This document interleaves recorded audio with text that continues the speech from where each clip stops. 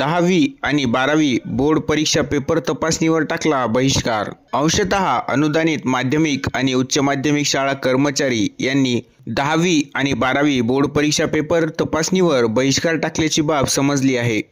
प्राप्त माहितीनुसार अंशतः अनुदानित माध्यमिक आणि उच्च माध्यमिक शाळा कर्मचारी यांना 1 जानेवारी 2024 पासून अनुदान देण्यात येणार होते, परंतु शिक्षण मंत्री माननीय दीपक केसरकर यांनी शब्द फिरवला।